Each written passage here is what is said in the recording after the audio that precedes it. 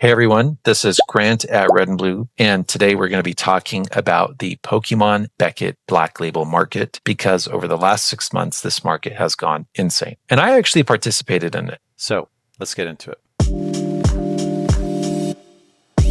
I graded a Beckett Black Label Mega Charizard XEX from Phantasmal Flames, and I threw it up for auction. It sold for almost $48,000. Unfortunately, the buyer didn't pay, and 2 weeks later, it sold for about $38,000. I'm fine. I bought the card for a lot less. I got really lucky, so it's okay. So I think Black Labels are awesome. Don't get me wrong. I just think the market got very carried away with them over the last 4 or 5 months. And I think that bubble, and I use the word bubble, is starting to pop. What is a Beckett Black Label 10? Beckett, when they grade a card, they grade it on centering, corners, edges, and surface. And if your card gets a perfect 10 in all 4 categories, you get a Black Label 10. Beckett is basically saying your card is perfect. They're incredibly difficult to grade. They deserve a huge premium, but this year those premiums became pretty insane. The best example is Bubble Mew. 2 Black Labels sold for $236,000 each. And at the time,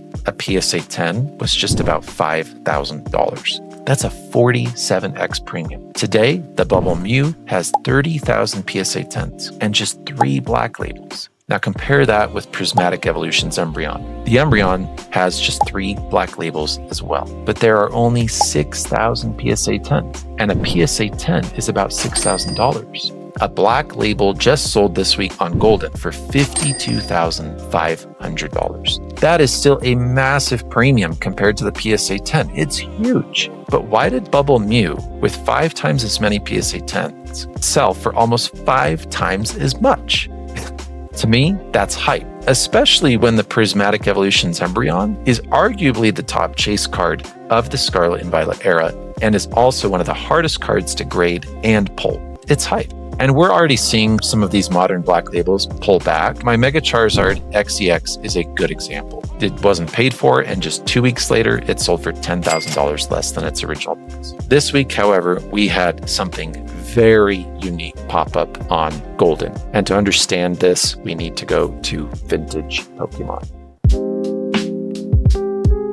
A Black Label 1996 Japanese basic Charizard. The OG of the OG, the very first Charizard in Pokemon, just sold on Golden for $520,000. That is a record sell for that card. There are only 1,000 PSA 10s, and PSA 10s are selling for about $20,000 right now. So the Black Label just sold for about a 26x premium. Compare that with Bubble Mew. Bubble Mew, 47x premium compared to the PSA 10, and the Charizard from 1996 got a 26x premium compared to the PSA 10. And that does not make any sense. We're talking about OG of the OG, an iconic Charizard, the very first Charizard, and a card that has a very well-established population. Note that 1996 Charizard has a Beckett Black Label pop of 3 as well. So it's just weird. What happened here?